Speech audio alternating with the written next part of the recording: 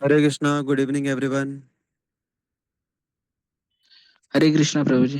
हरे कृष्ण प्रभु जी। हरे कृष्णा, सभी का स्वागत है भगवत गीता के सेशन में। तो आज का हमारा श्लोका है दूसरे अध्याय का बया, क्या बोलते हैं, 52 52 श्लोका। तो कृपया आप सभी मेरे पीछे दोहरा सकते हैं। यदा ते मोह कलिलम यदा ते मोहकलिलं व्यतीतरिष्यति बुद्धिर् बुद्धिर्व्यतीतरिष्यति तदा गन्तासि निर्वेदं तदा तदा तथा गन्तासि निर्वेदं श्रोतव्यस्य श्रुतस्य च। श्रोतव्य श्रोतव्यस्य श्रुतस्य च। दोहराना चाहेंगे? ओके, ममता माता जी। हरे कृष्णा। यदा ते मोह कलिलं यदा यदा ते ते मोहकलिलं कलिलं बुद्धि व्यर्तित्यत्रिष्यति बुद्धिर्व्यतीतरिष्यति तदा गन्तासि निर्वेदं तदा गन्तासि निर्वेदं श्रोतव्यस्य श्रुत्स्य च।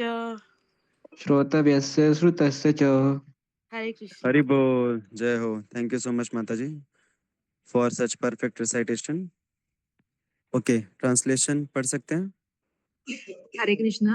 When your intelligence has passed out of the dense forest of delusion, you shall become indifferent to all that has been heard and all that is to be heard. Hare Krishna. Hare Krishna, thank you माता जी। तो ये थोड़ा सा confusing shloka है जो काफी लोगों को समझ में नहीं आता कि इसका मीनिंग क्या है, कि क्या है इसका अर्थ, कि जो भी सुना है और जो भी सुनने वाले हैं वो हमें अफेक्ट नहीं करती, हम उसके इनडिफरेंट हो जाते हैं। और intelligence dense forest of delusion, कौन सा फॉरेस्ट है ये, कहाँ पे है ये फॉरेस्ट? वैसे बहुत सारे कंफ्यूजन रहते हैं इस श्लोका के बारे में, लेकिन बहुत सरल है इसका। वैसे अगर हम अर्थ देखें तो बेसिकली क्या होता है, हमारे जीवन में बहुत सारे अनेक अनेक प्रकार के हमें कंफ्यूजन्स रहती हैं। और खास करके जब बात आती है धर्म की, तो उसमें भी बहुत सारे कंफ्यूजन रहते हैं लोगों को। पहली बात तो ये क्लियर नहीं होता कि भगवान है कि नहीं। भगवान है तो कौन है भगवान? इतने सारे अलग अलग व्यक्तित्व का लोग पूजा करते हैं, आराधना करते हैं। और फिर पूजा करने की अलग अलग पद्धतियां हैं। इतने सारे कल्चर्स हैं दुनिया में। और बहुत सारे अनेक अनेक पद्धतियां हैं। उसमें से कौन सी पद्धति प्रामाणिक है, कौन सी अप्रामाणिक है, कौन सी मनगढ़ंत है ना? जैसे अभी आप लोग ट्रेन में ट्रैवल करते समय सपोज किसी ने अचानक से बाहर से पैम्पलेट डाल दिया अंदर कि ये फलाना फलाना आप यज्ञ करो या कुछ तो दान करो, नहीं तो आपके जीवन में बहुत सारे कठिनाइयां आ जाएंगी, बहुत सारी मुसीबतें आ जाएंगी। तो वो पैम्पलेट पढ़ते ही लोग डर जाते हैं और उनको लगता है कि अब कुछ तो करना पड़ेगा, नहीं तो हम लोग मुसीबत में फंस जाएंगे। राइट? तो जब बहुत सारे अम, बताई जाती हैं बातें, इवन शास्त्रों में भी बहुत सारे अलग अलग प्रकार के विधि विधान हैं। हमारे घर में भी परंपरा के अनुसार बहुत सारे विधि विधान पालन किए जाते हैं। तो कई बार हमें कंफ्यूजन रहता है कि इनमें से कौन से सही हैं, कौन से गलत हैं, और कैसे करना चाहिए, कैसे नहीं करना चाहिए एंड ऑल दैट। तो अगर हम प्रॉपर शास्त्रों को पालन करेंगे, अगर हम लोग भगवत गीता पढ़ेंगे, अगर हम शास्त्रों को पढ़ेंगे, उसको समझेंगे, तो हमें एक वैज्ञानिक अंडरस्टैंडिंग मिलेगा, एक साइंटिफिक अंडरस्टैंडिंग मिलेगा स्पिरिचुअलिटी का, कि हमें क्या करना चाहिए, क्यों करना चाहिए, कैसे करना चाहिए। पूरा प्रॉपर साइंटिफिक अंडरस्टैंडिंग मिलेगा। तो प्रॉब्लम क्या होता है जब बात आती है बाकी सारे विज्ञानों की, तो लोग उसको अच्छे से स्टडी करते हैं। लोग ये नहीं बोलते कि हमें ऐसा लगता है इसलिए ऐसा होना चाहिए। लेकिन जब बात आती है स्पिरिचुअल साइंस की, जो कि एक हायर लेवल का साइंस है, एक ऐसा साइंस जिसके माध्यम से हम दुनिया की जो डीपर रियलिटी है उनको हम समझ पाते हैं, अपने एग्जिस्टेंस के बारे में हम समझ पाते हैं, तो अपने अस्तित्व के बारे में हम समझ पाते हैं। तो जीवन के जितने भी हमारे अनसुलझे प्रश्न हैं उन सभी को समझने के लिए जो विज्ञान है, ये आध्यात्मिक विज्ञान, जब इसकी बात आती है तो सब अपने अपने मत पेश करते हैं और सबको लगता है कि हमारा मत सही है ना? तो जहाँ पे बात विज्ञान की आती है वहां पे मत की बात नहीं आती। हम विज्ञान में कभी भी मत नहीं देखते लोगों का। हम पूछते क्या है कि जो भी तुम बोल रहे हो, अभी जैसे 10 लोग अलग अलग चीजें बोल रहे हैं, तो उसमें से कौन सा व्यक्ति सही बोल रहा है उसको हम कैसे प्रामाणिक, हम प्रमाण कहाँ से लेंगे? कोई बता सकता है? How we can check the authority of the person और whatever he is saying his opinion? Books, right? जैसे अभी 2 लोग बोल रहे हैं कि एक बोल रहा, हम पानी के अंदर पेंसिल डालते हैं तो पेंसिल टूट जाती है, बेंड हो जाती है, और जब हम उसको बाहर निकालते हैं तो वापस से जुड़ जाती है। ओके। और दूसरा व्यक्ति बोल रहा है नहीं, बेंड वेंड नहीं होती, उसकी लाइट का रिफ्रैक्शन वाला जो प्रिंसिप फिनोमिना है उसकी वजह से वो बेंड दिखती है। तो हम किसकी बात को सही मानेंगे? पहले वाला या दूसरे वाले की बात को सही मानेंगे? दूसरा वाला। यस, दूसरा वाला। क्यों? लेकिन पहला वाला भी तो सही हो सकता है ना। ऐसा भी हो सकता है कि पेंसिल अंदर डालो तो टूट जाए, बेंड हो जाए, और बाहर निकालो तो जुड़ जाए। वैसे ही तो दिख रहा है हमको। तो हम पहले वाली दूसरे वाले की बात को हम सच क्यों मानेंगे? क्योंकि सेकंड वाले का जो बोल रहा है वो बुक्स में है, और जो बुक्स में है वो वैलिडेटेड है एक्सपेरिमेंटेशन के थ्रू, वो पूरा टेस्टिफाई हुआ हुआ है। करेक्ट। तो जो दूसरा वाला व्यक्ति जो बोल रहा है उसका आधार है कुछ तो, उसका कुछ तो ऑथेंटिक बुक्स में लिखा हुआ है, राइट? और वो जो बुक्स हैं उनको किसी, जैसे एनसीईआरटी या सीबीएसई जो भी है, इनके द्वारा उसका प्रामाणिक, क्या बोलेंगे उसको, ऑथराइजेशन हुआ है इंग्लिश में। तो तब जाके हम उसको मानेंगे। तो वैसे ही जब बात आती है स्पिरिचुअल साइंस की, आध्यात्मिक विज्ञान की, तो हमें कोई भी कुछ भी बोले, हमको पता करना चाहिए कि क्या ये शास्त्र में दिया हुआ है, क्या शास्त्र में ऐसा मेंशन्ड है? अगर शास्त्र में मेंशन्ड है तभी हम इसको मानना चाहिए, नहीं तो मानने को तो हम बहुत कुछ कुछ भी मान लेंगे हम। तो अभी कोई व्यक्ति अगर फिजिक्स में अनपढ़ है, उसको फिजिक्स की जानकारी नहीं है, तो उसको समझ में ही नहीं आएगा कि क्या सही है क्या गलत है। लेकिन जिसको फिजिक्स का अंडरस्टैंडिंग है वो परख पाएगा कि क्या सही है क्या गलत है।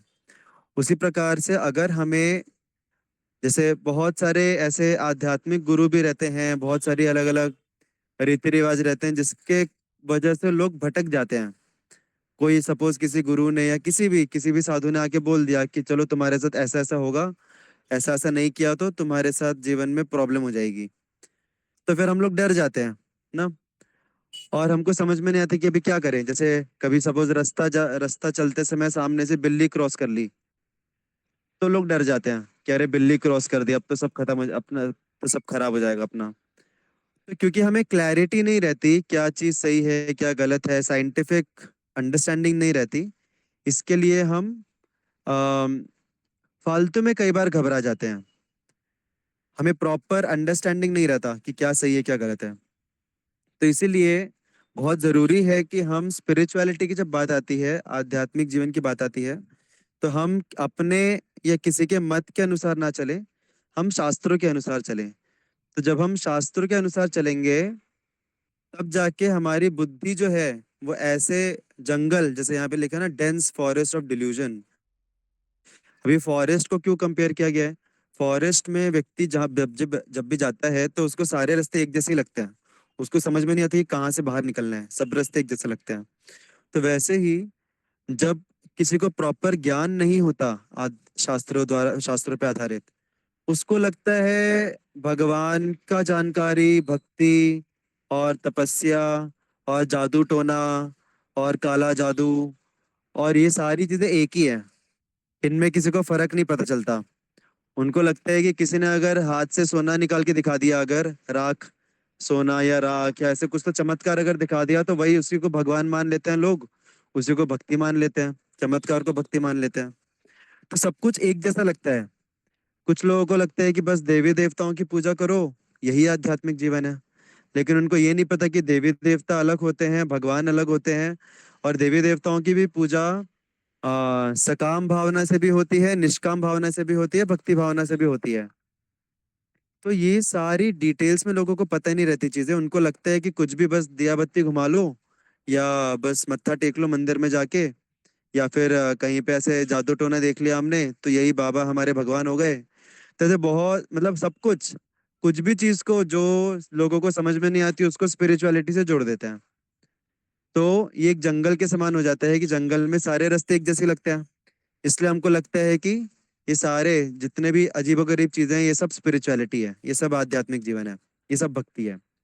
लेकिन जिसको प्रॉपर ज्ञान रहेगा वो अच्छे तरीके से चीजों को समझेगा, एनालाइज करेगा साइंटिफिकली, लॉजिकली, और वो जो भी बोला गया है और या फिर जो भी बोला जाएगा, जैसे यहाँ पे श्लोक में लिखा है कि कोई भी कुछ भी बोले उसके ऊपर वो ब्लाइंडली फेथ नहीं करेगा, अंधविश्वास नहीं करेगा। वो लोगों को लगता है कि स्पिरिचुअलिटी में पूरा अंधविश्वास ही रहता है, बट ऐसा ऐसा नहीं है।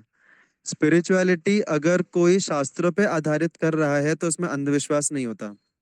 अगर कोई अपने मनमाने ढंग से कुछ भी कर रहा है देन दैट इज अंधविश्वास। तो और इनफैक्ट अगर हम देखें तो अंधविश्वास सिर्फ स्पिरिचुअलिटी में नहीं है, अंधविश्वास जीवन के हर एक पहलू में हमें डालना पड़ता है। अभी जैसे मैंने एक व्यक्ति से सुना था कि हमें अपनी आंखों के ऊपर अंधविश्वास है, इजंट इट राइट? हमें अपनी आंखों के ऊपर अंधविश्वास है। हमारी आंखें जो दिखाती हैं हमको लगता है कि बस यही रियलिटी है, बट जो हमारी आंखें दिखाती हैं क्या सिर्फ उतनी ही रियलिटी है? No, reality is way beyond what we can see. तो क्या ये अंधश्रद्धा नहीं हुई हमारी आंखों के ऊपर? तो जीवन के हर एक पहलू में श्रद्धा रखना पड़ता है और काफी जगह पे हम अंधश्रद्धा भी रखते हैं। और जो लोग बोलते हैं कि ये आध्यात्म अंधश्रद्धा है, वो लोग भी इस कॉन्सेप्ट के ऊपर अंधश्रद्धा रख रहे हैं कि आध्यात्म अंधश्रद्धा है ना। अश्रद्धा होना भी एक प्रकार की अंधश्रद्धा है। जैसे अगर कोई बोलता है कि भगवान एग्जिस्ट नहीं करते, तो क्या प्रूफ है उसके पास कि भगवान एग्जिस्ट नहीं करते? How can he prove that? तो कई बार जिस प्रकार से ब्लाइंड फेथ डेंजरस है, वैसे ही ब्लाइंड फेथलेसनेस भी डेंजरस है। क्योंकि ब्लाइंड फेथलेसनेस भी एक प्रकार का फेथ ही है ना। नास्तिकवाद जो है वो भी एक प्रकार की श्रद्धा है। कुछ लोगों को नास्तिकवाद के ऊपर अंधश्रद्धा रहती है। तो प्रॉब्लम श्रद्धा में नहीं है, प्रॉब्लम है अंधेपन में। तो अंधापन हमारा कैसे दूर होगा? अंधापन जब हमारा दूर होगा जब हम शास्त्रों को पढ़ेंगे प्रॉपर, हमारे भगवत गीता को, जैसे अभी आप सब लोग ये सेशंस अटेंड कर रहे हैं। तो आई एम श्योर कि जब से आप लोगों ने शुरू किया अभी तक काफी हद तक क्लैरिटी आई होगी अलग अलग चीजों के बारे में। और कुछ लोग आप में से एडवांस्ड वाला कोर्स भी अटेंड कर रहे हैं, तो आप लोग तो 7वें अध्याय तक पहुंच गए हैं। सो आप में से जो भी एडवांस्ड वाले हैं, आप लोगों को कुछ क्लैरिटी बढ़ी है लाइफ के बारे में, खुद के बारे में? You can give a thumbs up अगर बढ़ी है तो। यस, तो all the credit goes to Bhagavad Gita. तो जब हम ऐसे शास्त्रों को, प्रामाणिक शास्त्रों को पढ़ते हैं, तो फिर हमारी जो बुद्धि है वो इन सारे अलग अलग मनगढ़ंत धारणाओं में, मनगढ़ंत रीति रिवाजों में नहीं फंसती। हमें क्लैरिटी आती है लाइफ के बारे में, और फिर कोई कुछ भी बोले हम उससे ज्यादा डिस्टर्ब नहीं होते कि रियलिटी क्या है, इल्यूजन क्या है, right? So that's how proper वैज्ञानिक ज्ञान जो है अध्यात्म के बारे में, वो हमें इन सब अंधविश्वासों से बचाता है। अंधविश्वास से भी बचाता है और अंध अविश्वास से भी बचाता है, प्रॉपर प्रामाणिक ज्ञान बेस्ड ऑन शास्त्र। तो इतना ही था इसके बारे में डिस्कस करने के लिए। So will stop here for today. अगला श्लोक हम कल के सेशन में लेंगे।